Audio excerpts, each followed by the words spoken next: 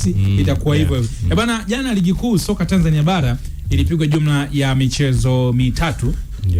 Na mchezo mapema ulikuwa ni mchezo wa Young Africans ambao wao walikuwa wenyeji JKT Tanzania, mechi ambayo ilimalizika kwa Yanga kuibuka na ushindi wa mabao 5-0 dhidi ya JKT Tanzania.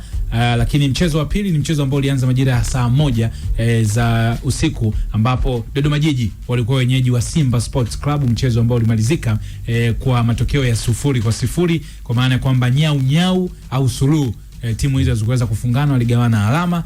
Lakini mchezo wa mwisho jana ulikuwa ni kati ya Azam FC ambao walikuwa wenyeji wa Mtibwa Sugar, mechi ambayo ilianza majira ya saa 3 usiku na Azam kufanikiwa kuibuka na ushindi wa mabao 3-0 katika mfululizo wa michezo hiyo ya hapo jana, michezo mitatu ambayo ilichezwa. Ushindi mkubwa wa Yanga ulichukua hisia, lakini muda mchache baadaye mnyama akaja akateka dimba kabisa, na ni matokeo ambayo jana kwenye kipenga kwenye risiti ile Wakanda alisema anampa mnyama double chance. Mnyama anaweza akashinda au akalimwaga sare. Akashinda au akalimwaga sare.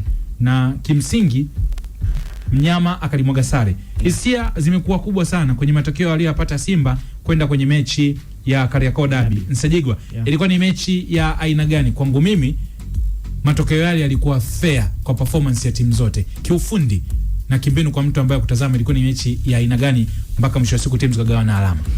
Mimi nimekuwa muumini wa kuelezea namna gani ambavyo hizi timu za malaja ya kati hivi sasa zimebadilika sana kiuchezaji, lakini pia na uimara wa mabenchi ya ufundi.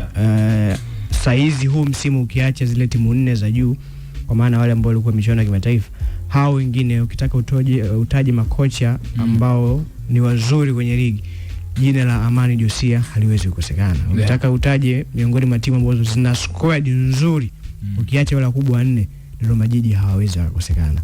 Kwa hiyo kikwazo cha kwanza cha Simba jana ilikuwa ni kwa Amani Josia. Tangu amechukua timu alibadilisha namna ambavyo inacheza against wapinzani ambao ni wa kawaida kwa maana wa daraja lake. Hivi sasa Dodoma Jiji ni hizo tunaweza kaitawala mechi tena kwa pasi. Uone akibutua mpira, tuweka mpira chini. Unaona nani timu ambayo ina flow. Mechi ambazo anacheza na timu ambazo kazidiwa daraja pia. Tuliona mechi dhidi ya Yanga, alipokea magoli 3, lakini namna ambavyo aliweza ku-approach match uwezo ukatoa credit kwa mwalimu, lazima tutaitoa, lakini kuna eneo tu ambalo quality ya wachezaji ndio ambayo iliweza kumwangusha.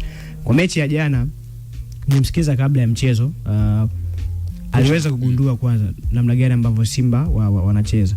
Ukiangalia hivi sasa tangu Steven Becker amekuja, watu ambao wana operate kwenye eneo la ushambuliaji, kwa maana idara ya ushambuliaji, viungo wa ushambuliaji na mshambuliaji, mara nyingi wamekuwa wakibadilishana zile nafasi. Utamkuta leo Sele ipo kati, Anset Ura amesogea mbele, utamkuta Libase ipo kulia, Ura ipo kushoto. Kwa wamekuwa wakiexchange nafasi. Na lengo lote ile ni kutafuta nafasi ya kuweza kuoperate zaidi. Libase atahitaji nafasi, aweze kupiga chenga, aweze kushoot. Hivyo pia kwa Anset Ura naye pia atahitaji nafasi. Sele pia kuna muda pia anahitaji nafasi, aweze kupiga chenga, atengeneze nafasi kwingine afunge. Kwa hiyo njia ya kwanza kudili na hawa lazima upunguze nafasi ya wao kuweza kucheza kwenye nusu yako. Ndio ambacho Dodoma Jiji jana aliweza kufanikiwa. Muda mwingi walikuwa na watu wengi nyuma. Na sio tu wamejadana bali pia waliweza kuziba nafasi. Muda wote ambao Simba walikuwa wanatamani kupiga slow pass, walikuwa haoni au mashimo kwa sababu ya idadi kubwa ya watu ambao wako nao. Kwa hiyo ndio la kwanza ambao Dodoma waliweza kufanikiwa hasa wakiongozwa na wale mabeki wa katikati wawili, Bikoko pamoja na Abdi Banda, lakini pia hata viungo wawili wa chini, Salmin Dihoza pamoja na Nelson Munganga walikuwa na kiwango kizuri. Lakini cha pili, ilikuwa namna ambavyo walikuwa hawakuweza kutoka mchezoni. Unaweza kuwa na plan nzuri ukaiplay kwa dakika 10 mpaka 20 za mwanzo, lakini kwa sababu unacheza na timu ambayo imezidi daraja, ukitoka mchezo hata kwa dakika 1 tu ni rahisi wewe kuadhibiwa. Lakini kadri ya muda unavyozidi kwenda, ukuona Dodoma wakitoka mchezoni, bado yaendelea kustick kwenye plan mpaka dakika ya mwisho. Kwa hiyo neno la kwanza ambalo waliweza kufanikiwa. Lakini eneo la pili ilikuwa ni wao wenyewe Simba. Jana siwezi kusema mchezo mbaya. Display haikuwa mbaya. Lakini walikuwa na baadhi ya moment na nafasi ambazo zilihitaji usahihi wa matendo kwa kiasi kikubwa kuliko ambavyo ilikuwa. Jana Josephine Luemba kuna nafasi alikosa ambayo ilikuwa ni yeye na goalkeeper Daniel Mgole, ile nafasi ambayo itengenezwa na Chama.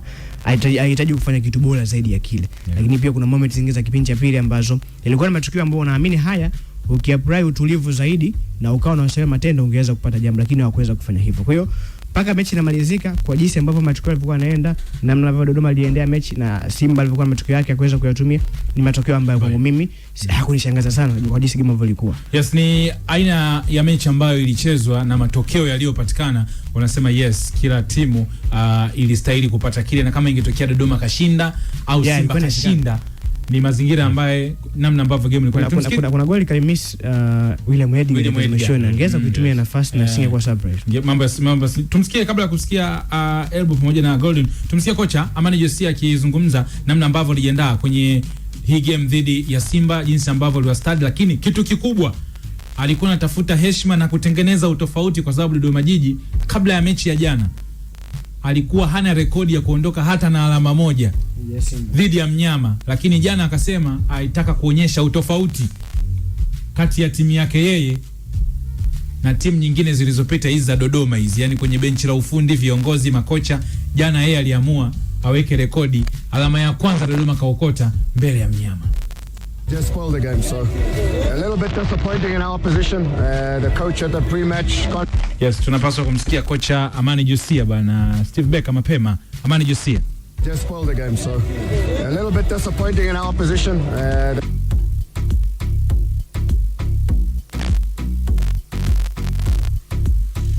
Yes, bana, ngoja tuweke mambo sawa. Tutakuja kumsikia hapa kocha Steve tutakuja kumsikia kocha Amani Josia akizungumza kuhusiana na mchezo hapo jana, namna ambavyo aliuapproach hasa kwenye hiyo rekodi ambayo alikuwa anaitazama, lakini mtindo namna ambao aliweza kutumia. Golden, kwa mazingira namna ambavyo mechi ya jana imechezwa, ni performance ambayo kocha wa Simba anasema performance ile ilikuwa ina uwezo wa kuwapa ushindi, na hata mechi ijayo wakicheza kama walivyocheza jana wanapata matokeo ya ushindi.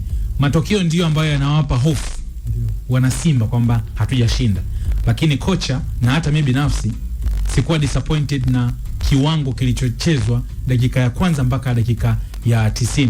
Ni performance ambayo wana Simba wanapaswa kujivunia, au kuna hofu yote wanapaswa kuwa nayo? Hofu lazima wawe nayo. Vuta maiki. Maana ukizingatia timu Simba toka huu mwezi wa pili uingie, tatizo kule limekuwa upande wa fitness. Game zote kuanzia Esperance ya KMC iliyopita hata jana, hasa ikifika kipindi cha pili timu inaishiwa nguvu kabisa, inakuwa ina struggle mpaka imefika hatua watu wakwambia kipindi cha pili, mfano kwa Kamalia wakwambia kuna uwezo wa Simba kumwekea under 0.5. Sasa tatizo wanaotakiwa kulisolve tatizo kuu yanatakiwa anze kwenye upande wa timu ya fitness, wachunguze shida ni nini. Lakini jana ukiangalia wamekimbia energy, na kweli wamekimbia. Energy kwangu ilikuwa the same jana. Na mimi unajua wasiwasi wangu walikuwa Simba. Wasiwasi wangu ulikuwa Dodoma. Kwamba Dodoma hii energy anaweza kapiga nayo 90, lakini kaona Dodoma naye kapiga vile vile. Kweli walikuwa wamejipanga. Kitu kimoja kilichowasaidia ni home advantage. Kwa maandalizi yote ya timu, pia pongezi nyingi ziende kwa kipa wao. Daniel Mgoe. Maabia matokeo angekuwa tofauti sana. Kwa hiyo naamini kwamba kuna namna ambayo Simba wanapaswa kuboost kidogo fitness yao. Bado tumsikie kocha Amani Josia.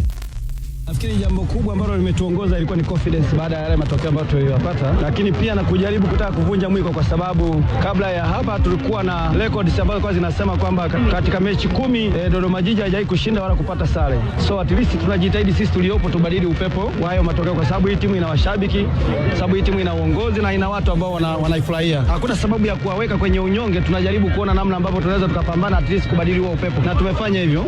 Tuliingia na plani ambayo maybe tulitaka tuwalazimishe kutoka juu, lakini tukaona mwanzo kama haijafanikiwa, so tukaswitch at least tuwe kwenye transition ya defending to attack, yani tuanze kudefend kisha ndo tu attack, lakini pia na kujaribu kuziba zile gaps, kwa sababu Simba wanakimbia kwenye eneo la midfield kwa kufanya rotation, so ni watu ambao wana interchange position. Hilo ni jambo ambalo tulielezea mapema na wachezaji wetu wameadapt vizuri sana, kwa sababu at least kuna muda walikuwa naona wana retain zile spaces ambazo Simba wanataka kuzitumia, lakini pia huo moyo wa kujitoa, credit sana ni kwa wachezaji kwa kiasi kikubwa, kwa sababu wanasikiliza alafu wanaenda wanatekeleza, alafu wanakuwa na moyo wa kupambana kutaka yale matokeo. Kwa hiyo ukiona timu kwa leo ni kama ni kweli walikuwa wanapambana, kuna kitu wanakitafuta, kwamba tunatafuta is either point 3 tuwashtukize au point 1 ikishindikana, na tungeweza kupata hata point 3. Mkiangalia mpaka filimbi inapulizwa ni sisi tulikuwa tunaenda 1v1 na goalkeeper.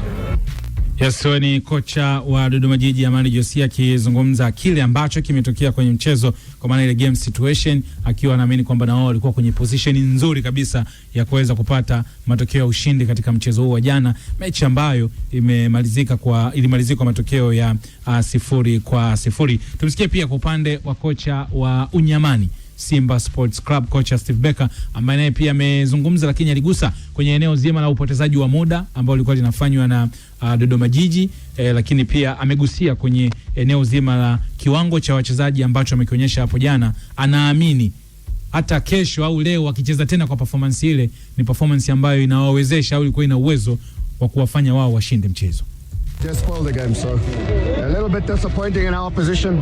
The coach at the pre-match conference said he would come and attack, but it was clear that they celebrated a goalless draw. For me, a few balls, the pitch purposefully not time wasting from first half. Yeah, that's just disappointing and anti-football in my opinion. I can't fault my team. We played well enough to have won the game. We tried. Commitment was really good. Maybe a little bit of detail here and there in certain moments can be better, but really happy with the commitment that they put in. If we play like this, we'll win many more matches. Like we prepare for any other game, we will make sure we're well prepared. Obviously, we have gained momentum. We're showing that we're a difficult team to play against. So yeah, obviously we need to recover from tonight's match and maybe disappointment of not getting all 3 points and get ourselves to Zanzibar as quickly as possible. And we'll prepare for that game. I mean, every game you play for 3 points.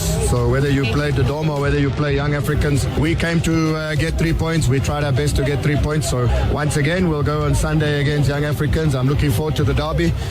It's a big derby, and we'll be going out to ensure that we do give our best performance so that we can get ourselves 3 points. Yes, ni kocha Steve Becker akizungumza kwenye maeneo mengi zaidi. Kocha Amani Josia kwenye press conference alisema nitakuja kuwashambulia, lakini Steve Becker anasema kukutana na situation ya tofauti. Na kocha Amani Josia pia amesema mpango wao wa kwanza ulikuwa ni kuwazuia Simba kwa kuwakabia juu. Na walianza hivyo. Baadaye mpango kwa tunapima game situation. Kwa sababu ile nafasi ambayo alikosa Roemba ilikuwa ni counter press. Wao ndio wanaenda kushambulia, lakini pia kuna moment ambayo Selemani alienda kupressa kawini mpira. Baadaye walikuwa wamechange. Hata kwenye build up walikuwa hawaanzi nyuma. Kwa hiyo plani ya mwalimu Amani Josia aliyoizungumza alimchanganya kumbe Steve Becker. Ndio anamwambia wewe Matola, msikilize huyu. Matola inawezekana akasikiliza, akamwambia bwana, uchambuzi wa huyu bwana anakuja kushambulia. Mechi ikaanza kweli, Amani Josia na kabia juu akaona Loemba anatembea sana. Kwa mwalimu kule mbele kama zinadondoka hivi. Na kuna kaunta moja ilipigwa, ikasema mwalimu ndo katani vipi? Yaani kwa hiyo kuna mipira ambayo mwanzo ilikuwa ina kweli Simba alikuwa anachomoka, lakini game situation ikabadilika. Elbo mwalimu anasema yeye anafurahishwa na anachokiona na performance ya jana. Inaweza ikashinda mchezo wote, na anasema ametumia kauli kwamba tukicheza hivi basi tutashinda michezo mingi sana ambayo inafuata huko mbele.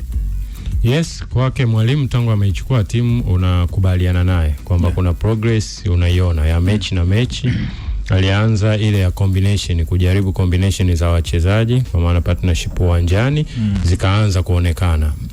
Tuliona moja ya switch ambayo hata mimi mwenyewe imenishangaza pale napoona Loemba anakuwa juu ya Chama anakuwa chini. Yes, ni switch ambayo unaiona inaanza kuweka kwa sababu wote sasa wanatembea eneo kubwa. Yani Loemba ana energy ya kutembea eneo kubwa, Chama naye amejiongeza kwenye eneo hilo, anatembea eneo kwa kushoto mwa uwanja, chini kidogo anapokea mali, yeye ndo anaanza kuiprocess zaidi ya zamani alikuwa anapokelea juu.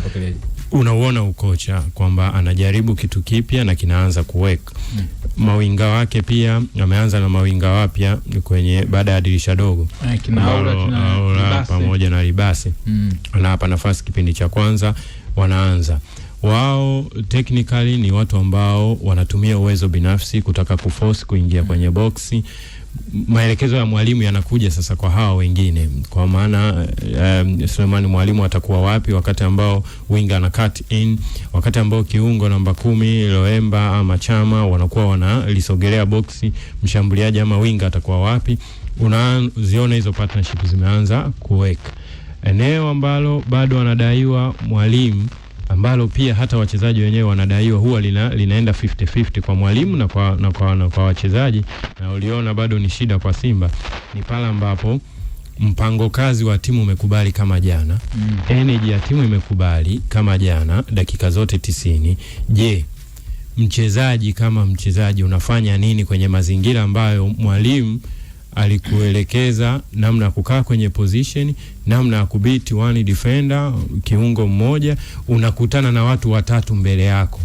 Unafanya nini sasa? Hiyo mwalimu kama coach ukitaka kumlaumu kwenye eneo hilo utamuonea. Ni mazingira yako sasa uwanjani wewe kuonyesha kwa nini wewe ni mchezaji, kwa nini umepewa jezi ukaaminiwa kucheza kwenye hicho kikosi. Kwa maana kama una uwezo wa kuwabiti wote watatu, onesha. Kama umeshasoma mazingira kwamba hawa wanakuja wawili, nikishamtambuka mmoja mwingine anapoka mali, na angaliaji wenzangu na communicate nao vipi wanavyokuja. Hiyo sasa ni kwa wachezaji wanadaiwa, lakini hata mwalimu kuendelea kusoma.